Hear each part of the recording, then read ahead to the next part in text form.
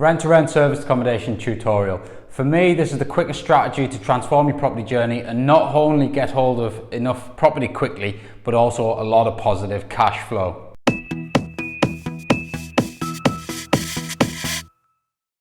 My name's Ryan from Luke Holmes Academy, helping entrepreneurs just like you acquire property fast. Let's dive in and have a look at rent-to-rent service accommodation. So, brief look at the strategy. In essence, we're going to rent somebody else's property and we're going to become a host. Now, if you don't understand what I'm talking about, in brief, we're going to run properties on the likes of Airbnb, Booking.com, Expedia, TripAdvisor, become basically a mini hotel. We were going to be responsible for getting the bookings and driving the bookings into the properties, and then when the properties have been stayed in, we're then going to turn them. So cleaners go in, we get the linen changed or washed and turned around, and then we top up the consumables, the coffee, the tea, etc, etc. And ultimately we just make sure that we're being the best host we possibly can to get those 5-star reviews. Now, it's quite a complicated strategy. There's a lot of moving parts to it. You've got to be very organized. You've got to understand what you're doing. You've got to be able to present your property properly. There's a lot of competition out there, but done correctly, it's a very, very, very powerful strategy, and it can move quick. You can acquire a lot of property quick, and it can generate a lot of cash flow very, very quickly. So let's take a look at, first and foremost, the type of properties that work for this strategy. Now, most people think that you need a city centre apartment with a fancy furniture pack. For me, that's not for me, that's not my strategy. For me, you need suburb type properties that are close to city centres with good parking and good access to motorways. The majority of the people that you want through your properties are not weekenders, they're not tourists. The majority of the people are contractors. You want businesses, you want people coming to stay for long periods of time, on and off, as they're moving from site to site, and that's where the business lies for me, and that's where we've made most of our money. So anything works from 1-bed properties up to 6-bed plus properties. I do find that probably the nucleus is around 3 to 4 beds. For me, the rents are about right. You can get good deals on these type of properties, and you can get anywhere from 6 to 10 people sleeping in these type of properties with the right bed setups, and it just seems to be the right attraction for me, for the right party size, and ultimately the right profit. So 3 to 4 bed houses, we're going to rent a property off a landlord. Now you might think, why would a landlord want to do that? Why would a landlord want to allow us to rent a property off them? Well, for one, we're going to run this as a business, so it's going to happen for quite some time. So if we can rent a property for 5 years off somebody, then I'm a landlord myself, and if someone came along to me and said, I'm going to take the property off you for 5 to 10 years, I'd be like, okay, yeah, I'm interested, I'm listening, tell me more, and then we're utilising the property as a business, so it's always kept in good condition. We're cleaning it every week, for God's sake, so these benefits to these landlords versus tenants are huge, and you've got to get your value proposition across to them. So the properties that work for me, as I said, 3 to 4 properties, but we do have 5 and 6 bed properties on the portfolio as well, and we've got 1-bed flats as well. I've also got city centre stuff, we've got quayside stuff, we've got riverfront stuff, we've got everything in between. But the best properties for me are your 3 and 4 bedders, terraced houses, town-side flats, that sort of stuff, and you kit them out well, and you get the right people coming through the properties. So let's just quickly look at the legal setup of it all. Now, a lot of people, when calling agents, get the kickback that they don't do it because it's subletting. It's not subletting if you do it properly. If you've got the right structure in place, it's not subletting. A bit like your HMOs, you are going to become a manager. You're going to manage this property on behalf of a landlord. You're going to then utilize that property for your business, utilize it as a serviced accommodation operation with his permission, and you're managing it on his behalf. Now, there's tax benefits for the landlord if they're set up, depending on how their properties are set up, but there are tax benefits, but we'll cover that off in a different video. Today I just want to keep things simple, but ultimately we're going to manage a property on their behalf. Yet they're not going to get involved in it. We're not going to give them any hassle. We are going to give them a guaranteed rent. or sometimes, you know, the guys, you might want to actually manage it on a percentage basis. They might want more of the profit, or they might do it on a 50-50 JV agreement. We've got everything in our portfolio, and ultimately it's what you can agree with the landlord that works for you both. If you create a win-win, you get the properties, you get the deals, you know. So they're hugely powerful strategies, and so, you know, let's just take a quick look at some of the examples. I was trying to think of a recent example in one of our portfolios. So let's have a think. So we've got £1,200 rent on a 6-bed house.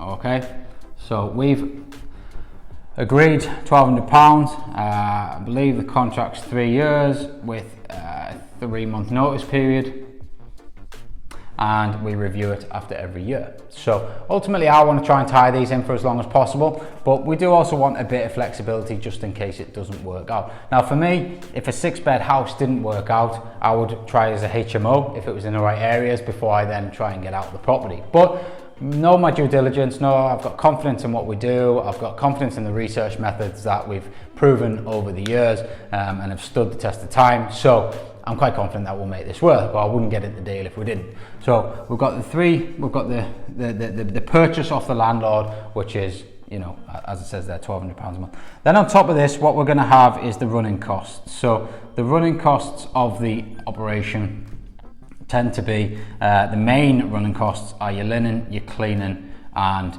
ultimately your maintenance costs as well. Now with your maintenance, if you are, you know, if a guest smashes a plate, you're not going to probably bill them for it. If they smash a glass, you know, that's accidents. They happen in your house, no one gets blamed, you just buy another one. But if they go in and on purposely damage something, you know, smash a shower, punch a hole through a wall, whatever it might be, then obviously you're going to want to take that out there. Damage deposit, pursue them for the money if you don't take damage deposits. And ultimately your maintenance costs, if you're good at what you do, shouldn't be that expensive because they're going to be paying to keep the property in good repair. So we are going to agree with the landlord that we will look after the maintenance side of things for guest damage. We will not be responsible for boilers, leaking roofs, burst pipes, that sort of stuff. That's still a landlord's responsibility. But we are going to look after the majority of the stuff and make it as headache as free as possible. And then on top of these costs, you've got, you know, your Wi-Fi, your utilities, your water, and just your general running costs, TV licenses, that sort of thing. Now, setup costs, you're going to have obviously your furniture. Now, depending on what type of furniture you want to put in, I am not a massive fan of these fancy furniture packs. I do not think it's necessary. Would you be surprised if I tell you we don't even put wardrobes in our places? You know, we do not need a lot of furniture in these things. You just got to make it right. You've got to make it right for the avatar you're going after. If you're in a holiday destination and you're maybe going to be, you know, renting a villa out for, you know, 2 weeks at a time or whatever it might be, you might think differently. But for me, for my strategy, we go after the business traffic, we go after the construction traffic, and, you know, it works very well for us, and we know how to set these properties up for these guys to make sure that they've got a good home to stay in when they're away from home, and that's all we're trying to set up for these people. So we're going to set the furniture up. And potentially we're gonna do possibly a bit of a refurb. We might do some feature walls, we might paint a few skirts, you know, we might hang some new doors, whatever it might be. But you can also get into this with very little money down by finding properties that are already furnished, finding properties that are already in very good condition, and all you need to basically buy is duvets, pillowcases, and then get yourself going. So what we then do once we've got the setup of the property is we would then, you know, that £1,200 6-bed house, for example, we would rent that at probably anywhere from £75 to £300 a night, depending on the day of the week, depending on the time of the year, depending if there's any events on. You know, if we're city centre based, or some of our sort of Newcastle, Durham sort of properties, we might look to increase the rent, or the nightly fee on a weekend, on a Friday, Saturday, and also on a Sunday. A little trick there on us: if you have a 2-night minimum stay and you don't raise your prices on a Sunday, most people just want the Saturday night or book Saturday, Sunday rather than the Friday and the Saturday, which costs you money because ultimately you're not getting that Friday, Saturday booking. So you want to leverage that profit. If it's a 2-night minimum stay and they're only going to stay the Saturday night, they're going to book the cheapest two days. So always lift your Sunday rent as well. But yeah, so I've lost my train of thought. Where were we?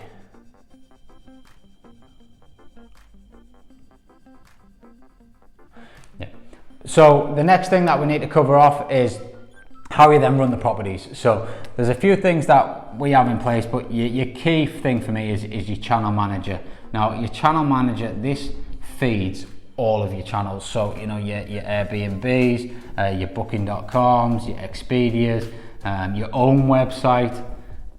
You know, it feeds absolutely everything. And what it then does is it makes sure that you never get a double booking, because a double booking is going to cost you money. You do not want to be paying for hotels for somebody else.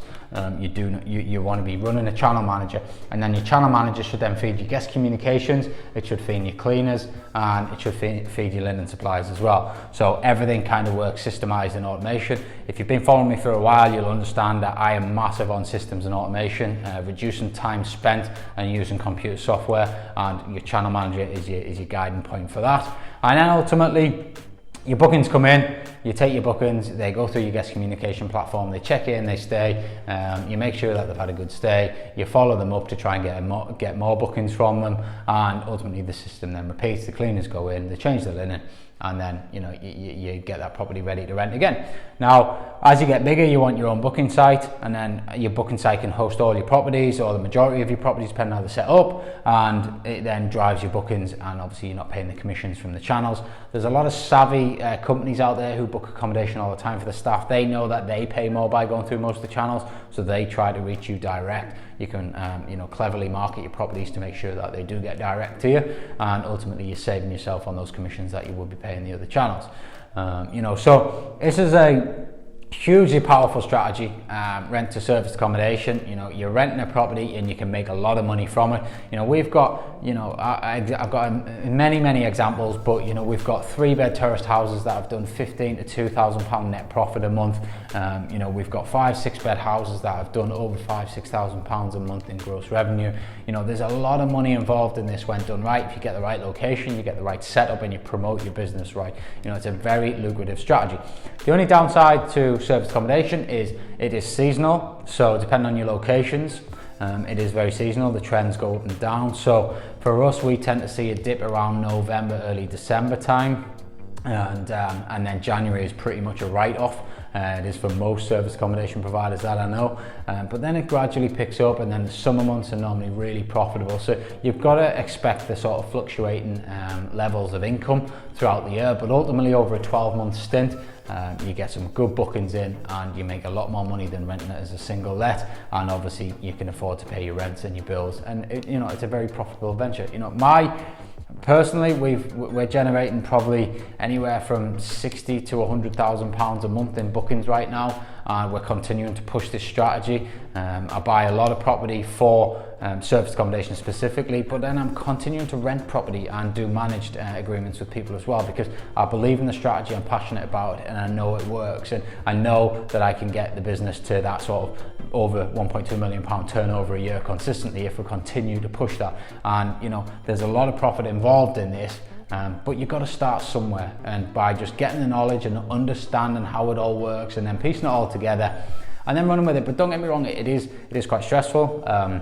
It can be totally hands-on if you're not careful, but there's ways and means to make it quite hands-off. I couldn't personally tell you last time I spoke to a guest or dealt with a guest inquiry.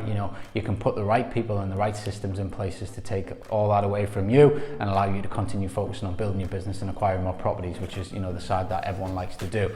So in brief, subscribe to the channel if you want to keep going with these type of videos. Obviously these tutorials, dropping one per day, every single day of the week. And if you want to take your property game to the next level, head over to nextlevelpropertyinvesting.com and book a call with myself. Our mentor program, it's a 3-month program, and it's proven to get results and accelerate your property journey. Take care.